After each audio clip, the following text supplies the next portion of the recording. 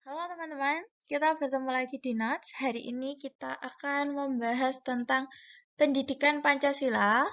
Pancasila sebagai ideologi negara.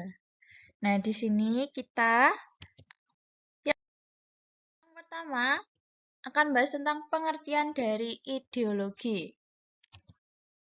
Secara etimologi, istilah ideologi itu berasal dari kata ide yang berarti gagasan, konsep, pengertian dasar, cita-cita, dan logos yang berarti ilmu, dan kata idea berasal dari bahasa Yunani eidos yang artinya bentuk. Di samping itu ada kata iden yang artinya melihat. Maka, secara harfiah, ideologi itu adalah ilmu atau pengertian-pengertian dasar. Itu menurut Margono dan kawan-kawan tahun 2002 halaman 74. Sedangkan secara terminologi itu menurut Surjanto, Puspawarjoyo, ideologi adalah suatu pilihan yang jelas dan membawa komitmen untuk mewujudkannya. Nah, teman-teman, makna ideologi bagi suatu negara itu pada hakikatnya itu ideologi adalah hasil refleksi manusia terhadap dunia kehidupannya. Ideologi di sini mencerminkan cara berpikir masyarakat, bangsa, maupun negara. Namun juga membentuk masyarakat menuju cita-citanya. Nah, dengan demikian, ideologi itu sangat menentukan eksistensi suatu bangsa dan negara untuk mencapai tujuannya melalui berbagai realisasi pembangunan. Untuk itu, macam-macam ideologi itu ada 4, yaitu ada ideologi terbuka, seperti Indonesia itu ideologi terbuka. Indonesia itu ideologi Pancasila. Ideologi ada 4, yaitu ideologi terbuka, ideologi tertutup, ideologi komprehensif, dan ideologi partikular.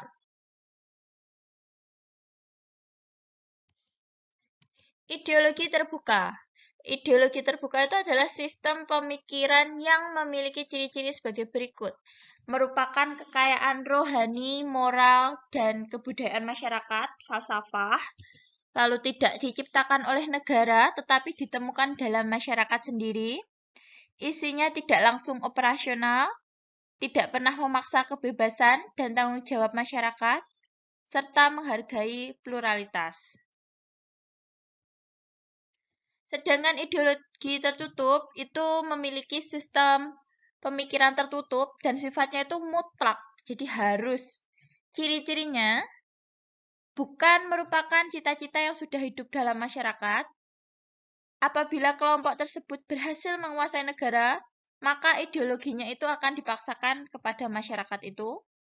Bersifat totaliter, pluralisme pandangan dan kebudayaan ditiadakan, hak asasi tidak dihormati, serta menuntut masyarakat untuk memiliki kesetiaan total dan kesediaan untuk berkorban bagi ideologi tersebut. Dan yang terakhir adalah isi ideologi tidak hanya nilai-nilai dan cita-cita. Yang ketiga ada ideologi komprehensif. Ideologi komprehensif ini didefinisikan sebagai suatu sistem pemikiran menyeluruh mengenai suatu aspek kehidupan sosial. Nah, dalam ideologi ini terdapat suatu cita-cita yang bertujuan untuk melakukan transformasi sosial secara besar-besaran menuju bentuk tertentu. Dan yang keempat adalah ideologi partikular. Ideologi partikular itu didefinisikan sebagai suatu keyakinan-keyakinan yang tersusun secara sistematis dan terkait erat dengan kepentingan satu kelas sosial tertentu dalam masyarakat. Nah, teman-teman, setelah kita mengetahui pengertian dari macam-macam ideologi tadi, kita akan bahas tentang peranan ideologi. Itu bagi bangsa dan juga negara. Ideologi mampu membentuk identitas atau ciri kelompok atau bangsa, mempersatukan orang dari berbagai agama, mengatasi berbagai pertentangan, konflik, atau ketegangan sosial, pembentukan solidaritas rasa kebersamaan, itu dengan mengangkat berbagai perbedaan ke dalam tata nilai yang lebih tinggi. Di sini, pengertian ideologi Pancasila. Pancasila itu berasal dari bahasa Sanskerta, yaitu panca yang artinya 5 dan sila adalah prinsip atau asas. Jadi, sebagai ideologi, Pancasila itu berisi seperangkat nilai, gagasan, ide, atau pemikiran dasar yang dianggap baik oleh bangsa Indonesia. Maka Pancasila ini ditetapkan sebagai dasar negara Indonesia pada tanggal 18 Agustus 1945. Tokoh-tokoh ideologi Pancasila ada Mr. Muhammad Yamin, E.R. Soekarno, dan Dr. Supomo. Pancasila sebagai ideologi bangsa dan negara. Nah, Pancasila sebagai ideologi bangsa dan negara Indonesia ini berakar pada pandangan hidup dan budaya bangsa dan bukannya mengangkat atau mengambil ideologi dari bangsa lain, bukan. Tapi Pancasila ini sebagai suatu ideologi itu tidak bersifat kaku. Jadi dia tidak bersifat kaku maupun tertutup, namun bersifat reformatif, dinamis, dan terbuka. Nilai-nilai yang terkandung dalam ideologi Pancasila itu sebagai ideologi terbuka adalah nilai dasar, nilai instrumental, nilai praktis. Ada 3 nilai itu. Oleh karena itu, Pancasila sebagai ideologi terbuka karena struktural itu memiliki 3 dimensi, yaitu dimensi idealistis, normatif, dan realistis. Jadi Indonesia itu menganut ideologi terbuka, tapi tidak ideologi terbuka seperti yang ada di luar negeri, pure itu bukan, tapi di Indonesia itu adalah ideologi terbuka, yaitu ideologi Pancasila. Ideologi yang ada di dunia. Tadi kita sudah membahas ideologi di Indonesia itu adalah ideologi terbuka. Ideologi terbuka yaitu ideologi Pancasila. Kita menggunakan ideologi Pancasila karena kita dasar negaranya adalah Pancasila. Sekarang kita akan bahas tentang ideologi-ideologi yang ada di dunia. Yang pertama ada liberalisme, komunisme, fasisme, nasionalisme, sosialisme, konservatisme, kapitalisme, anarkisme, demokrasi, marxisme, feminisme, dan sebagainya. Oke, kita bahas satu persatu. Liberalisme. Liberalisme itu berasal dari bahasa Latin, yaitu dari kata liberalis, artinya bebas, merdeka, tak terikat, dan tak tergantung. Ada 3 hal yang mendasari dari ideologi liberalisme ini, yaitu adalah kehidupan, kebebasan, dan hak milik, life, liberty, and property. Nah, ideologi ini mementingkan kebebasan perseorangan. Jadi bebas, kamu mau ngapain juga bebas. Mereka tidak terikat, mereka bebas, mereka merdeka. Tokoh-tokoh dari ideologi liberalisme itu adalah John Locke, tahun 1632 sampai 1704. Ada Adam Smith. Lalu negara yang menganut ideologi liberalisme itu siapa? Negara mana saja? Ada Amerika, Austria, Israel, Mesir, dan sebagainya. Kita lanjut, yaitu ada ideologi komunisme. Ideologi komunisme ini merupakan sebuah ideologi dunia yang muncul sebagai reaksi dari kapitalisme. Komunisme di sini adalah paham mendahulukan individu pemilik dan mengesampingkan kaum buruh. Yang diutamakan pemilik, buruhnya dikesampingkan, dinomorduakan. Dengan kata lain, pemerintah dalam suatu negara sebagai golongan yang berkuasa digunakan untuk menindas golongan yang lainnya, yang lebih rendah. Di sini tokoh-tokoh dari ideologi komunis itu adalah Karl Marx tahun 1818 sampai 1883. Ada juga Friedrich Engels 1820 sampai 1895. Sedangkan negara penganut dari ideologi komunisme ini adalah negara Tiongkok. Komunisme berarti lebih kepada negara timur ya. Kalau yang liberal tadi lebih kepada ke negara barat. Komunisme ada negara Tiongkok, Vietnam, Korea Utara, Kuba, dan juga Laos. Ideologi fasisme. Fasisme itu merupakan produk ideologi-ideologi yang ingin melawan kaidah-kaidah moralitas yang diturunkan kepada umat manusia melalui agama. Jadi kalau ini dia dilawan, agama itu dilawan dan digantikan dengan budaya pangan yang rasis, haus darah, serta kejam. Nah, di sini fasisme itu dibangun oleh bangsa Eropa pada abad ke-19 dan dipraktikkan pada abad ke-20. Berarti sekarang ya, abad 20. Aduh. Oke. Tokoh-tokoh dari ideologi fasisme ini ada Plato, Charles Darwin, ada dua itu. Negara penganutnya Italia, Jerman, Spanyol. Ada tiga itu. Oke, teman-teman. Kita lanjut ke ideologi nasionalisme. Ideologi nasionalisme adalah suatu ideologi yang meletakkan bangsa di pusat masalahnya dan berupaya meninggikan derajat bangsa. Meletakkan bangsa di pusat masalahnya dan berupaya meninggikan derajat bangsa. Bangsanya itu derajatnya lebih tinggi daripada bangsa lain. Mudahnya dikata seperti itu. Oke, tokoh ideologi nasionalisme ada Hans Kohn, ada Lothrop Stoddard, ada Otto Bauer. Sedangkan penganut nasionalisme ini ada negara Inggris, Prancis, dua negara itu. Sosialisme. Ideologi sosialisme itu secara etimologi berasal dari bahasa Prancis, yaitu sosial, yang berarti kemasyarakatan. Berarti sosialisme ini adalah masyarakat. Istilah sosialisme ini pertama kali muncul di Prancis pada tahun 1830.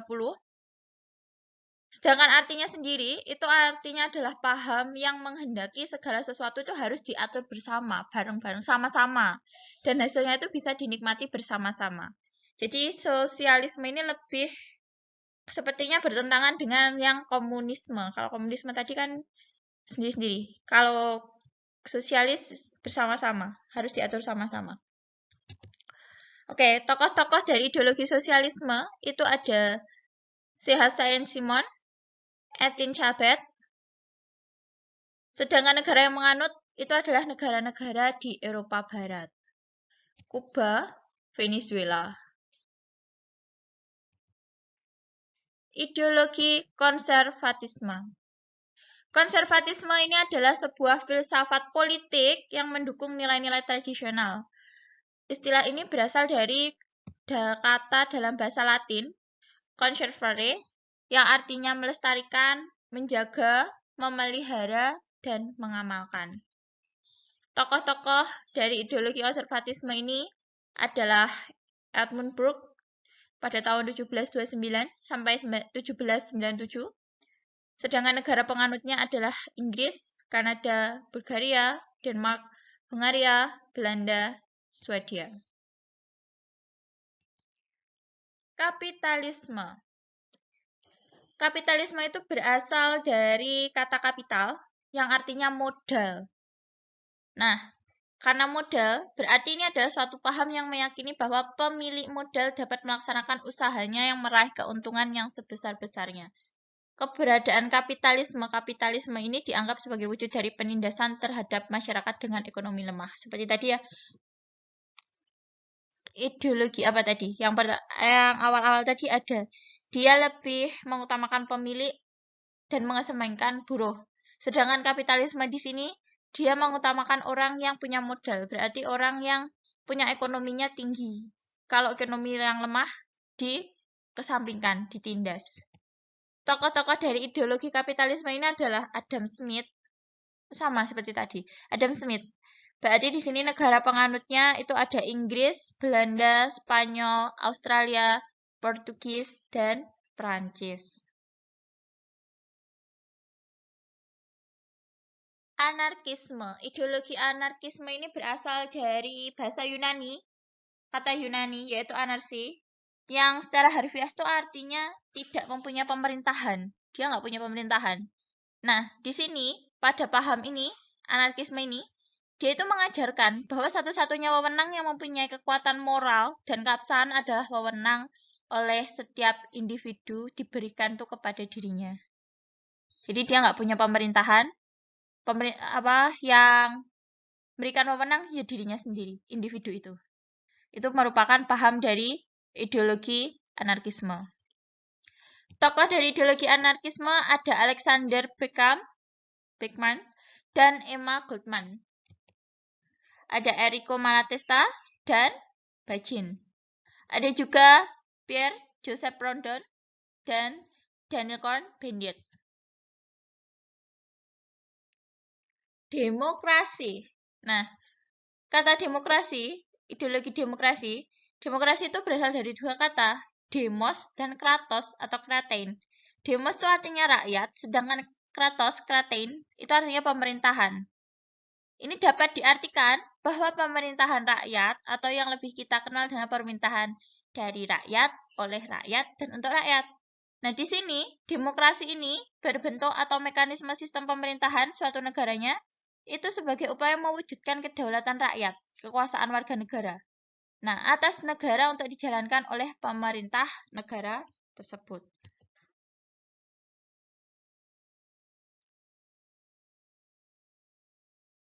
Ada juga ideologi Marxisme.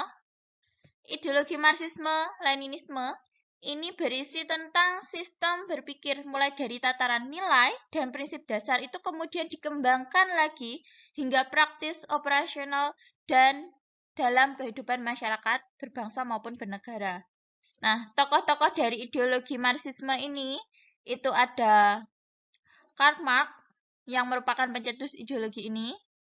Sedangkan negara penganutnya itu ada Inggris, Belanda, Portugal, Perancis, dan Spanyol. Berarti satu negara boleh ya di sini? Boleh dua ideologi. Oke.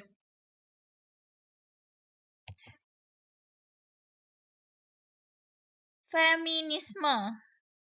Paham feminisme suatu paham yang menuntut emansipasi atau kesamaan dan keadilan hak antara perempuan dengan laki-laki, dengan pria. Nah, ideologi feminisme ini bukan berasal dari barat, tapi ini berasal dari kemanusiaan. Tapi ideologi ini hendak menundukkan perempuan sebagai seorang manusia yang utuh, yang setara haknya dengan kaum pria. Bukan kaum pria yang lebih tinggi, kaum perempuan lebih rendah, bukan. Tapi mereka untuk paham ideologi feminisme, laki-laki perempuan itu sama, setara, sejajar. Tokohnya adalah Marquis de Condorcet, Mary Wollstonecraft, itu lewat bukunya yaitu The Right of Women pada tahun 1972. Oke, di sini jelas tidak akan bisa lepas dari isu-isu strategis, isu-isu dari yang berkaitan ideologi Pancasila. Kita ke Indonesia, kita menggunakan ideologi Pancasila, itu ada beberapa isu-isu, entah itu daripada masa Orde Lama, Orde Baru, maupun pada masa Reformasi. Pada Orde Lama, itu sila keempat yang mengutamakan musyawarah dan mufakat, itu tidak dapat dilaksanakan. Kenapa? Karena demokrasi yang diterapkan pada tahun 1945 sampai 1950 ini adalah demokrasi parlementer, di mana presiden hanya berfungsi sebagai kepala negara, sedangkan kepala pemerintahan itu dipegang oleh Perdana Menteri.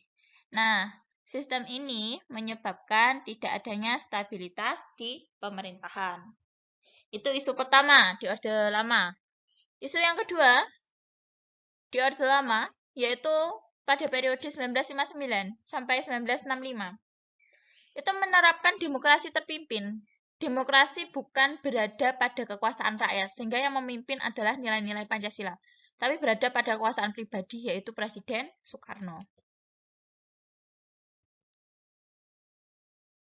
Yang ketiga, isu ketiga, Bung Karno melakukan pemahaman Pancasila dengan paradigma yang disebut USDEK dan menyebarkan nasionalis, agama, dan komunis. Keempat, ada upaya-upaya untuk menggantikan Pancasila sebagai dasar negara dengan paham komunis oleh PKI melalui pemberontakan di Madiun tahun 1948 dan DITI yang akan mendirikan negara dengan dasar Islam. Sekarang kita beralih ke Orde Lama, Orde Soeharto, Orde Baru, Orde Soeharto, sedangkan Orde Lama adalah Ordenya Soekarno.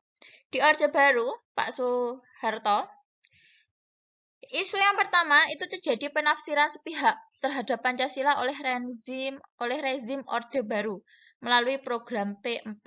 Nah, yang kedua itu adanya penindasan ideologis sehingga orang-orang yang mempunyai gagasan kreatif, kritis itu menjadi takut. Mereka harus nurut. Apa yang dikatakan pusat itu sama, harus nurut. Intinya seperti itu. Yang ketiga, itu adanya penindasan secara fisik seperti pembunuhan terhadap orang di Timur Timur, Aceh, Irian Jaya, kasus Tanjung Priok, pengerusakan, penghancuran pada kasus 27 Juli dan seterusnya.